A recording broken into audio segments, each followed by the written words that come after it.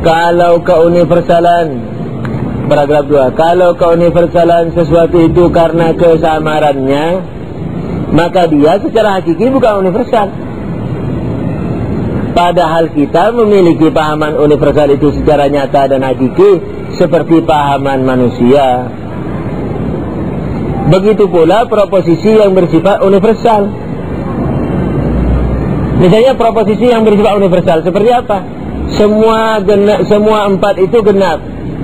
Ini 4 telur genap, 4 masjid genap, orang genap, 4 ikan duyung genap, apalagi 4 Dracula genap, 4 apa saja, 4 jin genap, 4 apa saja, toh genap, semua genap.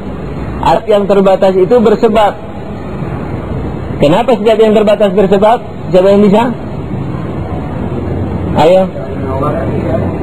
Hah? Nah, terus?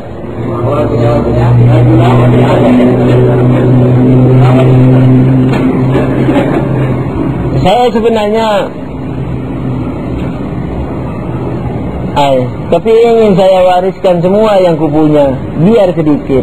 Banyak hal yang ingin kukatakan kepada kalian. Seperti misalnya pembahasan ma'ad, pembahasan hari akhir. Kan selalu kita bilang apa? Sesuatu yang terbatas pasti ada sebabnya. Yakni apa? Karena yang terbatas ada awal, ada akhir. Berarti sebelum awal tidak ada. Kalau sekarang ada berarti dicipta, berarti ada sebabnya. Tapi tak pernah kita bahas yang akhir. Kan kita bilang sesuatu yang terbatas ada awal, ada akhir. Sebelum awal tidak ada. Kita belum pernah membahas setelah akhir tidak ada.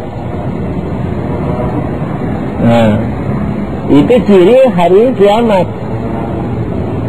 Dan itu menjadi penentu bagi kita untuk bermazhab badani atau rohani kiamat itu. yakni ketika materi itu punya awal dan punya akhir, berarti sebelum awal nggak ada. Kalau ada sekarang berarti dicipta, dan nanti setelah akhir juga tidak ada. Nah, kalau materi bumi, langit, semua ini nanti pada akhirnya tidak ada, lalu mengapa kita ngotot bahwa surga neraka itu materi? Ngotot bahwa nanti dibangunkan dari kuburan. Orang kuburannya nggak ada, buminya nggak ada. Nah, kayak gitu. Jadi, dan itu darurat absolut, tidak bisa diganggu gugat. Sementara ayat-ayat memang mutasyabihat, di situ ada beberapa hal yang membuat kita terpancing. Tapi Tuhan memang berbahasa umum kadang-kadang. Oleh karena itu dalam Al-Quran Allah berfirman, alladzina yattabi'una ahsana ma unzila ilaihim. Luar biasa ini ayat. Saya kurang lebih di pesantren mungkin setelah 10 tahun saya baru dengar ayat ini. Mungkin karena kelemahan saya, pasti bukan mungkin, pasti karena kelemahan saya. Tapi waktu mendengar ayat ini, saya ketika belajar irfan saya baru dengar. Oh, setelah 12 tahun kira-kira saya di pesantren baru tahu ayat ini. Seakan-akan tak pernah baca. Apa bunyinya? yakni orang yang berjaya itu adalah orang-orang yang mengambil ayat-ayat terbaik. Bayangkan. Dulu saya mengira bahwa setiap saat kita ambil Quran selesai sudah. Padahal Allah mengatakan Quran ini masih bertingkat-tingkat. Yang hebat itu yang ngambil paling atasnya.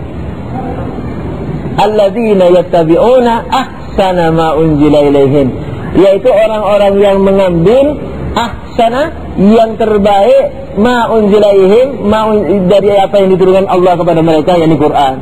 Jadi Quran itu masih bertingkat-tingkat lagi.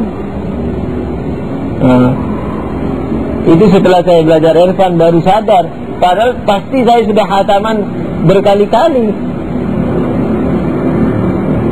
tapi tak pernah memikirkan ayat itu. Saya geleng-geleng, ya Allah betapa bodohnya. Berarti ayat-ayat itu masih bertingkat-tingkat.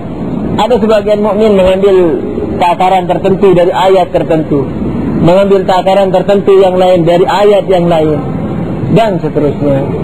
Jadi kalau dalam istilah relativitas yang sering saya katakan, relatif itu ada dua, ada yang mendatar, ada yang naik. Yang datar itu Tidak mungkin benar semua, salah semua mungkin, benar satu juga mungkin. Misalnya 1 tambah 1 3, 4, 5 sampai 1000, tidak ada yang benar. 1 tambah 1 2, 3, 4 sampai 1000, benar satu. Tidak mungkin benar semua, salah semua mungkin. Tapi yang naik relatif ke atas semua memang benar semua. Misalnya 1 tambah 1 2, 1 tambah 1 akar 4, 1 tambah 1 akar 16 bagi 2 misalnya. 1 tambah 1 apalagi lah. Dan seterusnya yang hasilnya sama, tapi yang satu lebih dalam dari yang lainnya.